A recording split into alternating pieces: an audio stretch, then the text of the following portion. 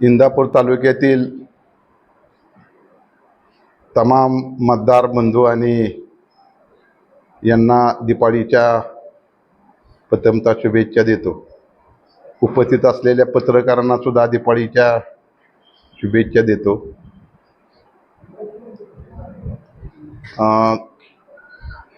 आपला 11 तारखेला परिवर्तन मेळावा झाला.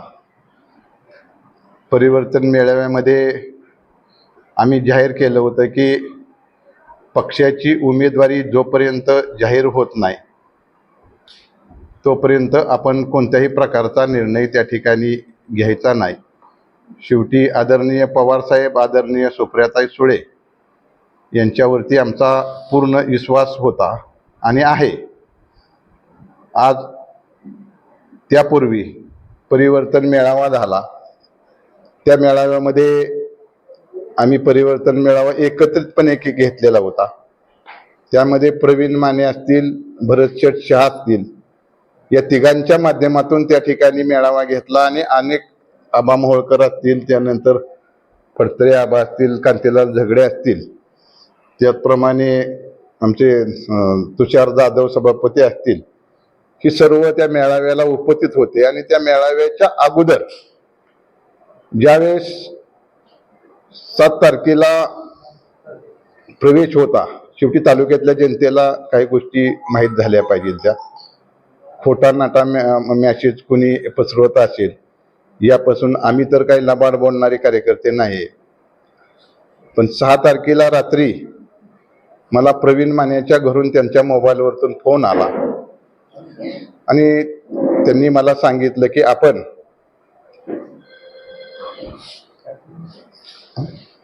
आपण 7 तारखेला होणाऱ्या प्रवेशाच्या कार्यक्रमाला जायचं नाही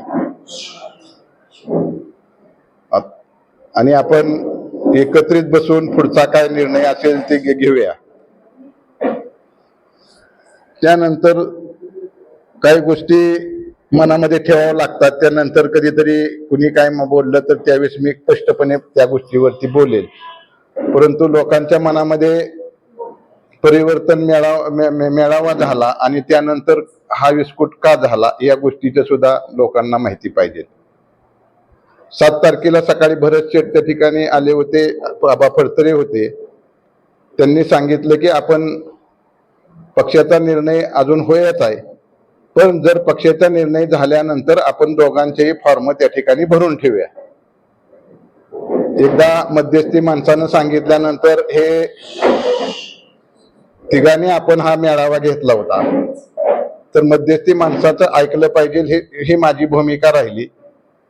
आणि त्यानंतर त्यांनी त्यांची भूमिका मेळावा झाल्यानंतर 3ऱ्या-4थ्या दिवशी स्पष्ट केली की आम्हाला त्या ठिकाणी उभा राहायचं आहे. मी त्यांना विनंती केली की आपण एकत्रितपणे प्रचार करू, एकत्रितपणे फॉर्म भरू आणि पक्षाच्या निर्णयाची थोडी बहुत वाट पाहू. पण त्यांनी काही त्या निर्णयाची वाट पाहिली नाही आणि त्यांनी त्यांचा स्वतःचा उमेदवार फॉर्म भरण्याचा निर्णय घेतला. आणि आम्ही त्यांना सांगितलं की आमचा ह्या गोष्टीला पाठिंबा राहणार नाही. त्याप्रमाणे आम्ही त्यांना पाठिंबा काही दिलेला नाही.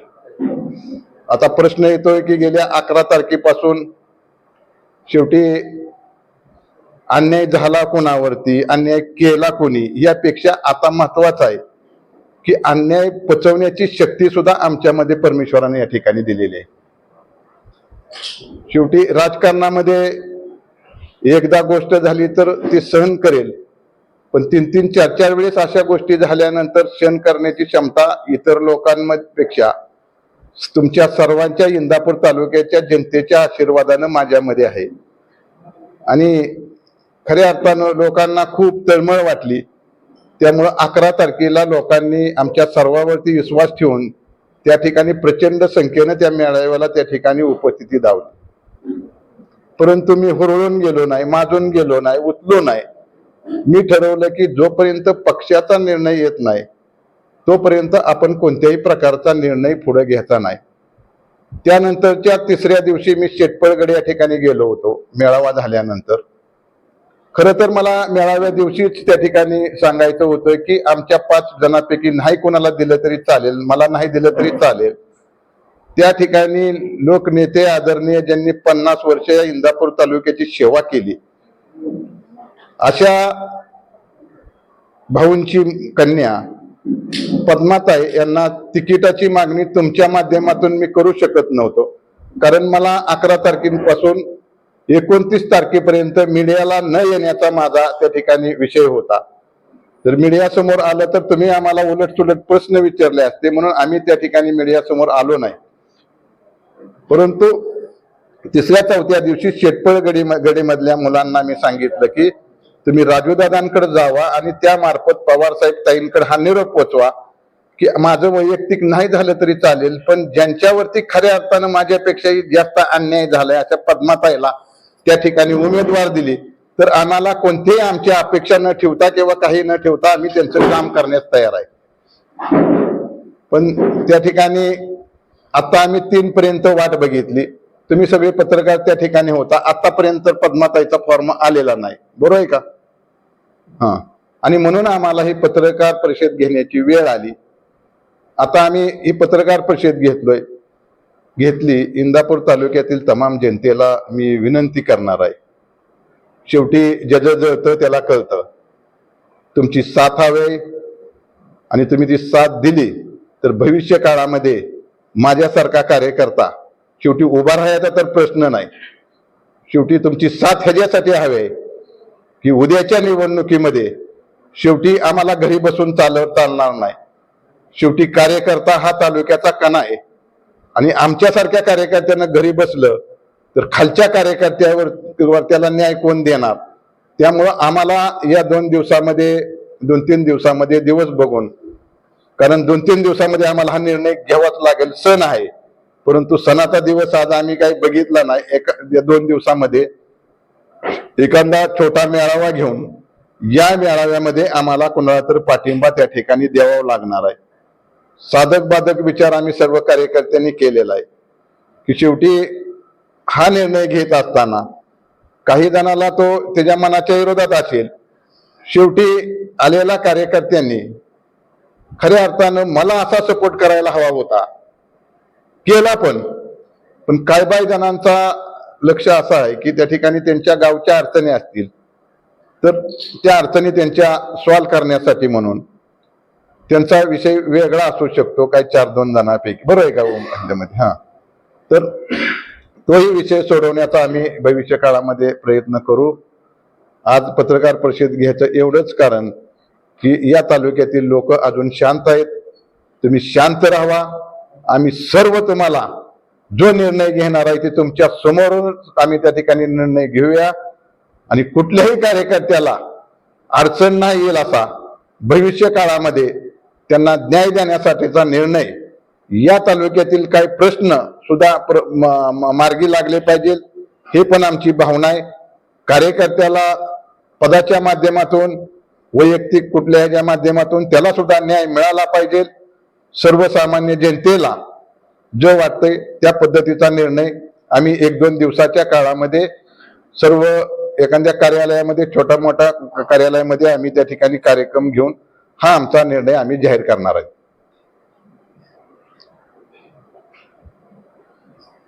बरोबर आहे ना?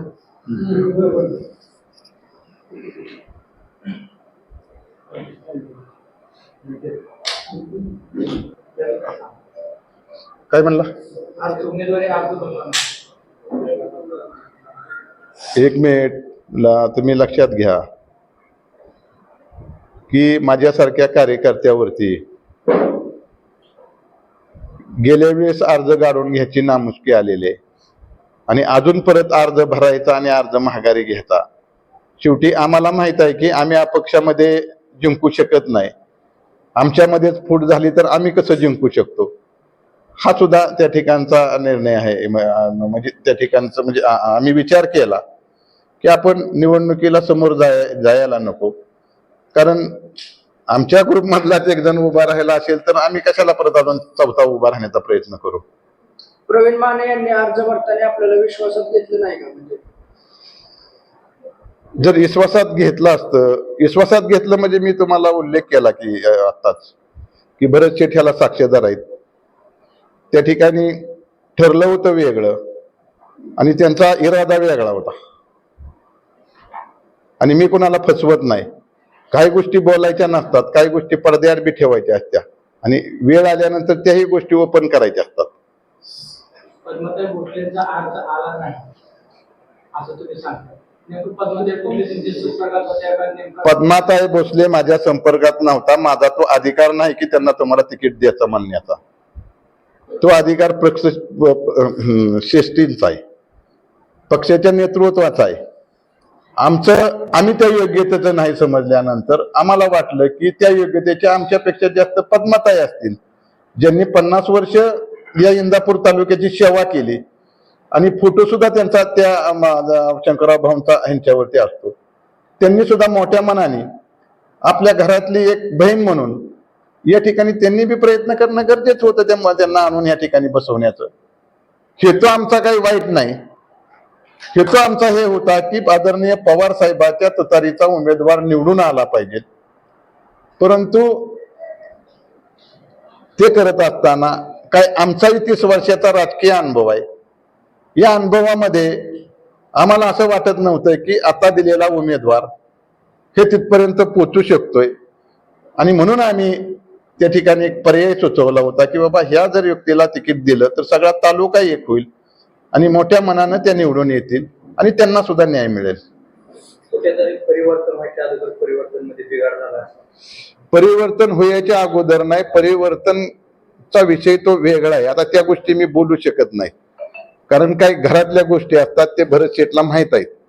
मग जर कोणी आता बोलायचंच म्हणलं तर मला बोलता बी येतील. नंतर प्रचाराच्या वेळेस मी बोलेल बी त्या गोष्टी. आज ते काही बोलण्याचा विषय नाही. आजचा विषय काय होता की बाबा आमच्या बरोबर असलेल्या लोकांनी कुठल्याही प्रकारचं बाहेरचं पाऊल त्या ठिकाणी टाकू नये. 2-3 दिवसामध्ये आमचा निर्णय हा पक्का होणार आहे आणि त्याच्यामध्ये हे बघा सर्व नेत्यांची आमची चर्चा झालेली आहे. म्हणजे हितल्या बरं का, वरिष्ठांची आमची कोणाची अजून काही त्या पद्धतीनं चर्चा झालेल्या नाहीत.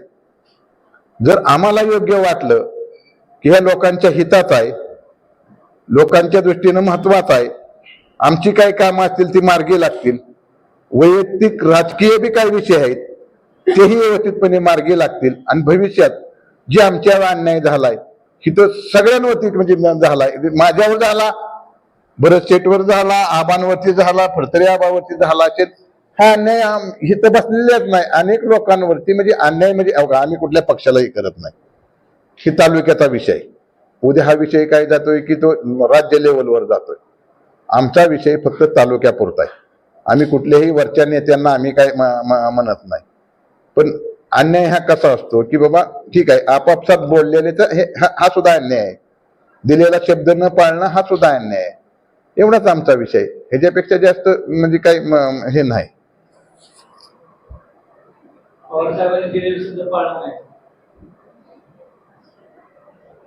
हे बघा बंद दाराच्या चर्चा आणि आपले आदरणीय नेते दुसऱ्यागत मी नाही की बाबा माझ्या मनामध्ये विठ्ठल आहे आणि विठ्ठलाला सोडायचं आणि लगेच दुसऱ्या दिवशी दुसरीकडे जायचं, ही माझ्या मनामध्ये असं काही भूमिका नाही.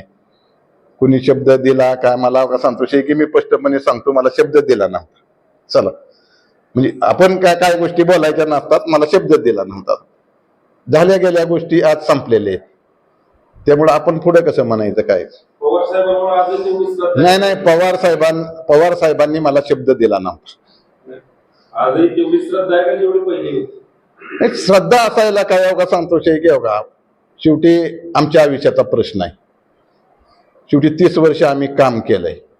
बाकी जगात आम्ही आता म्हणायचं थोड्या वेगळं बोलायचं. आम्ही आतापर्यंत पक्षाची आदरणीय पवार साहेबांची सुप्रियाताईची या ठिकाणी वाट पाहिलेली आहे. श्रद्धा हा विषय वेगळा आला, पण आमचं मनाला काय वाटतंय की शेवटी का मुळे ह्या गोष्टी झाल्या, ह्याचं कारण काय? बरं आम्ही कमी असलो, वाटत होतं तुम्हाला आम्ही कमी नाही ना? तुमच्या पत्रकाराला माहित आहे पद्माताई ही शंकरराव भाऊंची मुलगी होती आणि त्याच्या एवढं आज क्रेज कोणाचंच नाही, त्यांच्या एवढं क्रेज कोणाचं नाही.